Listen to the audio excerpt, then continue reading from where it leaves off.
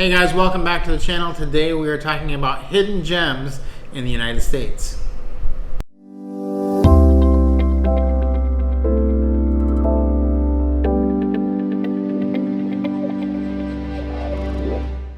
Okay, so road trips are very popular in the United States, and a lot of people end up going to the same places as everyone else, and there's a lot of hidden gems scattered throughout the states that we visited recently. Wanted to share those with you and put them on your list, so maybe you're passing by that or you just want to avoid the crowds one day. These are great places to check out. Yes, and one of my favorites anyways that we did last year was Twin Falls, Idaho. Yeah, it's a great place. I had always wanted to go there because of the waterfall there, Shoshone Falls, and it did not disappoint. It's one of the prettiest waterfalls I've ever seen. I love to take pictures of those, and just an amazing waterfall and a great little city. And another great thing there, or fun fact about it, is that you can still see the launching ramp for Evel Knievel's jump attempt across the Snake River. Yeah, that was something that we kind of had heard about as kids, and now to go and be able to see it was pretty amazing. Yeah, that was pretty cool. And then staying in Idaho, another great gem in Idaho is Craters of the Moon National Monument and Preserve. Yeah, we really enjoyed this. It's a very under-visited park. I mean, there's not very many people there, but just this kind of otherworldly moon-like experience that you're walking on, this material, and you can walk up these giant cones and hike to the top and feel like you're just kind of walking on the moon, which is pretty amazing. Yeah, it's really quite wild because you don't think about that you're in Idaho. You think, oh, I'm in Hawaii. No, you're in Idaho. And it's just, this lava flow is just frozen in time there. It's absolutely incredible. I'm sure that Allie will put up on the screen a picture of how windy it was when we were there. It almost blew us off of the cone, but we had 40 mile an hour winds. I grew up in Florida. That's like tropical storm. Yeah, so you're pretty exposed hiking up there. Next place that's under the radar is Amarillo, Texas. Yes, and this is a great Route 66 stop, actually. And there's really a lot of fun. I mean, it's Texas, so Texas has a lot of great fun places, and this one does not disappoint. And you can stop here to check out Cadillac Ranch. You'll be driving around on I-40 and all of a sudden you're like, are those cars on the side? Like, what is that? And so you get off the exit and you walk back there and check out. It's actually an art installment, and it was the inspiration for one of the locations in the Disney Pixar Cars movie. So it's actually become much more popular since that. Yeah. So the next one is going to be Wall, South Dakota, which is obviously home to Wall Drug. So I know you really liked Wall Drug, so tell us what you liked about it. Well, it was funny because we drove, from the moment we drove across the border, actually maybe before we drove across the border into South Dakota, you start seeing signs for, going to visit Wall Drug. But I just found the story behind Wall Drug and, their free ice water concept and how they became this huge empire essentially from giving out free ice water way back in the day. So I loved that. And also at Wall, it's the gateway to the Badlands. You can visit the Minutemen Missile Silo. And there's just so much to see. If you base out of that area, you think to yourself, I've never heard of Wall, South Dakota. You will not be disappointed with how much stuff there is to do in the area. Yeah, it's a great little location. Next up is going to be Valley of Fire State Park, just outside of Las Vegas, which, if you look at all the things that people do in Las Vegas, they're all pretty crowded. This one, not crowded at all. And it's outdoors, and there's so many great trails here. There's varying difficulties, from very simple handicap accessible ones to more challenging, longer hikes. Lots of photograph opportunities. I mean, the red rocks in this place are unbelievable. It really does live up to its name. It looks like the valley is on fire. Yeah, we really enjoyed our time at Valley of Fire because there was no crowd and just a lot of great scenery. It was beautiful.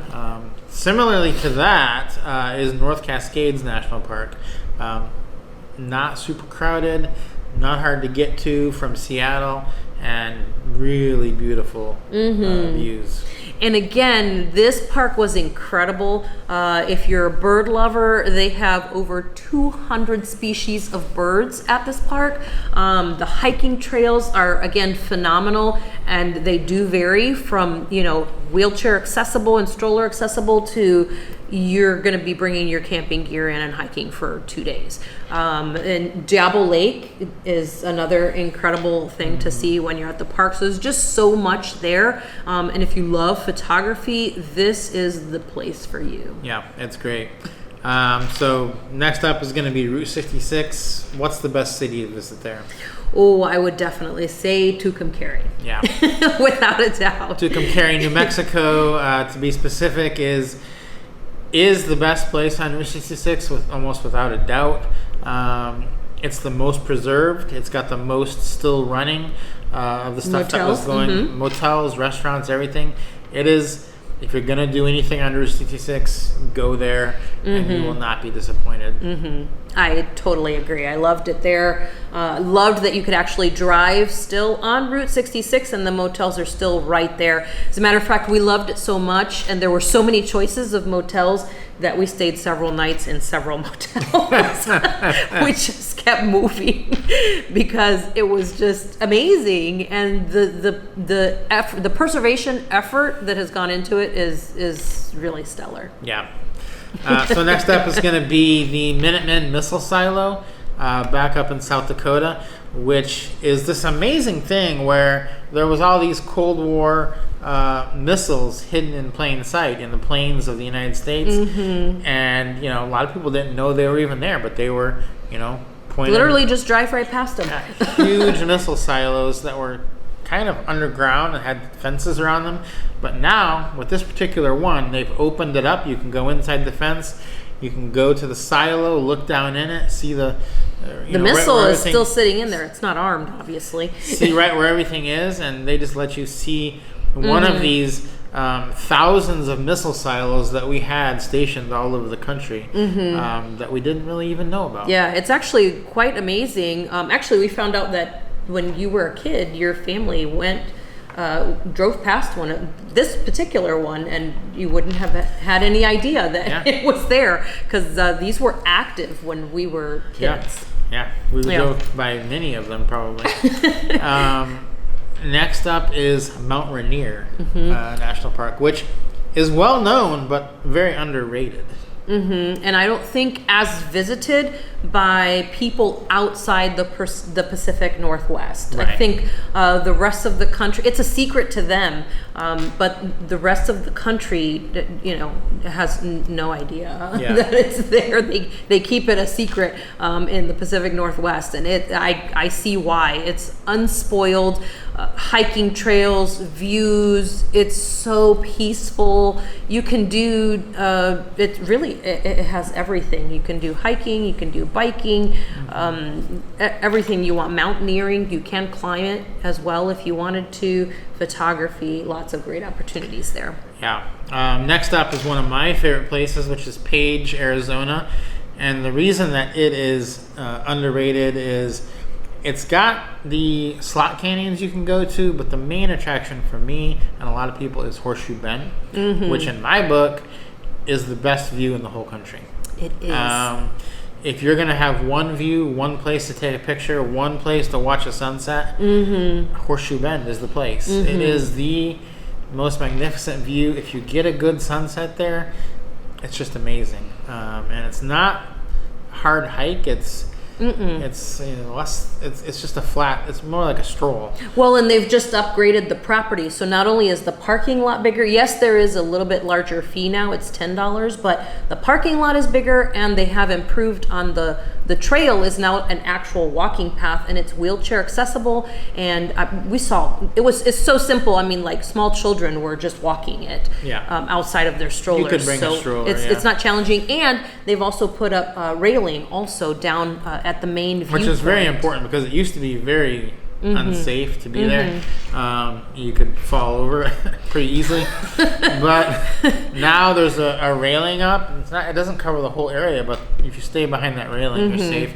And it's an amazing place to take a picture. Like if you want to just get one iconic picture of the United States, go to Horseshoe Bend. Yeah. Next one on the list is Dead Horse Point State Park. That's a mouthful, but it's worth telling you about it because this park can get lost in the land of the Mighty Five in Utah. This park sits basically, kind of between Canyonlands and Arches near Moab, Utah, and it is absolutely stunning. Yeah, it kind of has the best. Dead Horse Point actually, I think, is the best viewpoint of all of the Utah national parks or state parks. So it's not a big park, and it's kind of just known for this one viewpoint, but the viewpoint is spectacular. Similar to Horseshoe Bend, it's a spectacular viewpoint. That's kind of all there is. It's not enough to make them a national park, but if you just want one amazing view, go to Dead Horse, go to Horseshoe Bend. And the great thing about Dead Horse Point State Park is that they have camping facilities there too, so you can camp there. And it is one of the nicest campgrounds that you will see. It is all paved. They have hookups for RVs, so you have water, you have electricity. Or actually, you don't have water. You have electricity. You have toilets with flush toilets. So they have everything you can want to camp with.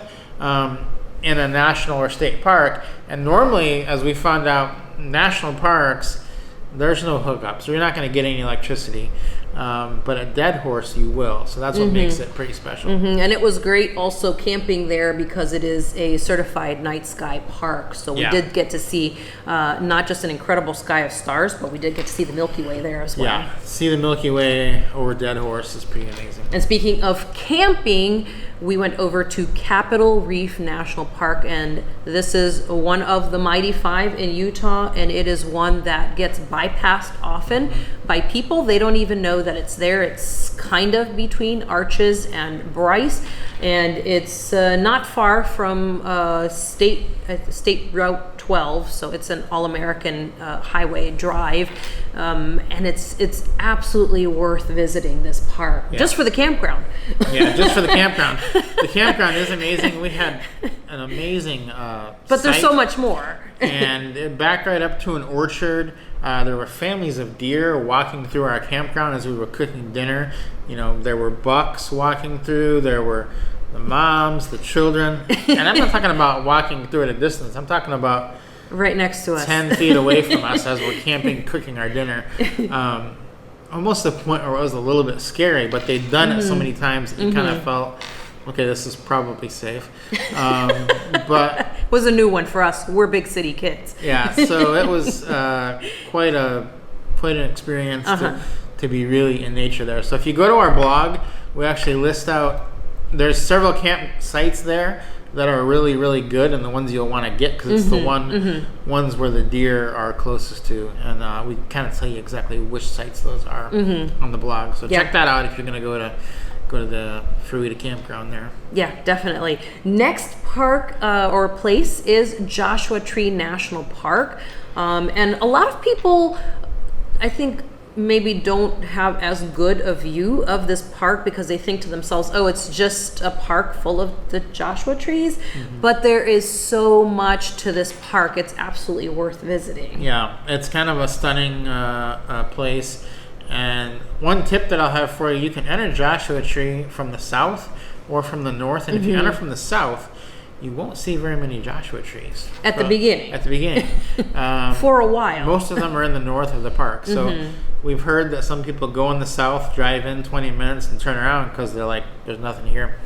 the trees are in the north. So make sure keep driving a little bit farther. It's worth it. Or enter through the north, which is what most people do. And like I did with Saguaro, I took one too many pictures of Joshua trees.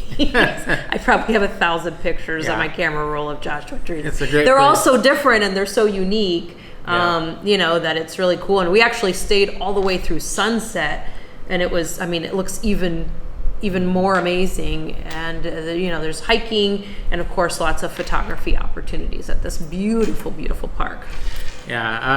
Also, Great Sand Dunes National Park is another unknown national park. We didn't really know about it. It's in Colorado, southern Colorado, and it's this enormous group of sand dunes that you can hike up, and it is tough hiking. Well, it's like, walking on the sand in the beach, but you're going up at elevation to boot. So it's challenging, absolutely worth it though. We did it, and we kind of knew that we were making a rookie mistake, and it was okay. We figured it out. But if you're staying through darkness there, make sure that you have a headlamp and you're not using your phone flashlight, because it's very challenging to see. It all looks the same because it's all sand dunes. So you could very easily, in the pitch dark, get lost in the dunes. And there is some wildlife in the area, so you don't want to get stuck out there. On a night when there was absolutely no moon, because we wanted to see the Milky Way, which we did, and the Milky Way was amazing. And it was actually a night when a while back there was the comet was in the sky, and we saw the comet there too.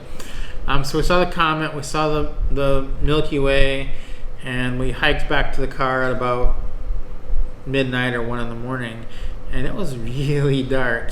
Not so much that we couldn't find it, but you could get disoriented. You could very easily get disoriented. Kind of keep your bearings about you, but it's an incredible place to go. Not only during the day, you can ride like sleds down the sand dunes. There were people, sandboarding, like snowboarding, but on sand. It was fun. It was fun to watch them do that. Or you can stay at night and just kind of wait for the Milky Way to appear, which it's a dark sky park, so it's a really great place to be.